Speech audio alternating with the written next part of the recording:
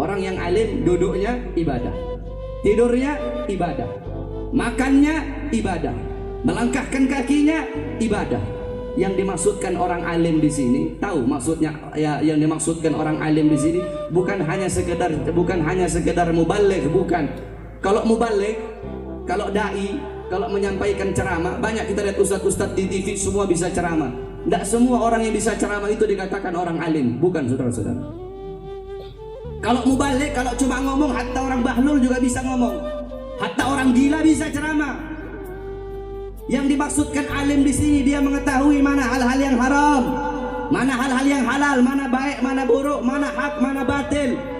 Fuqaha, muhaddis, mufassir, hukama, mereka mengamalkan ilmunya ikhlas.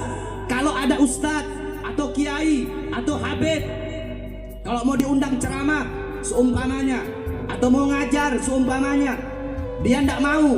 Oh, kalau mau undang saya ceramah harus sekian puluh juta. Ada ustadz, kalau mau undang saya ceramah sekian puluh juta, atau kiai atau habib sekian puluh juta. Itu ustadz bangsat, itu bukan orang alim itu.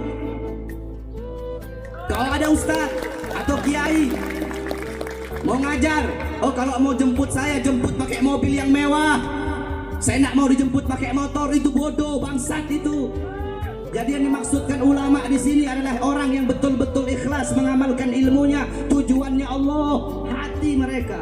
Makanya Allah bilang tidak sama. Orang yang alim, hati mereka bersih dari dunia, bersih dari harta. Mereka tidak cinta dunia, tidak cinta perut, tidak cinta jabatan, tidak cinta tahta, tidak cinta kursi. Yang mereka cinta Allah.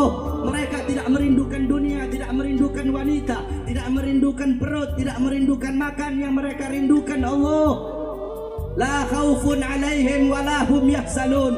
Mereka tidak sedih, mereka tidak takut pejabat, tidak takut difitnah, tidak takut dipenjara, tidak takut lapar. Ini tidak banyak ustadz-ustadz kiai sekarang kalau ditanya ustadz sehat, kiai sehat, alhamdulillah saya sehat, tapi kantong saya tidak sehat. Bodoh. Kan banyak yang begitu. Ditanya ustadz sehat, kiai sehat, oh kalau saya sehat, tapi kantong saya tidak sehat. Ini bodoh ini. Ini orang alim kalau ada begitu bodoh. Tidak merindukan perut. Siapa yang mereka ikuti? Yang mereka ikuti teladan mereka, uswah mereka, qudwah mereka siapa? Rasulullah SAW. Fa kaifa tad'u ila dunya daruratu man laulahu lam tukhrajid dunya minal adami. Bagaimana mungkin Nabi Muhammad SAW akan tertarik kepada kesenangan dunia, tertarik kepada kemewahan dunia, sedangkan kalau bukan karena Nabi, dunia tidak akan pernah diciptakan oleh Allah.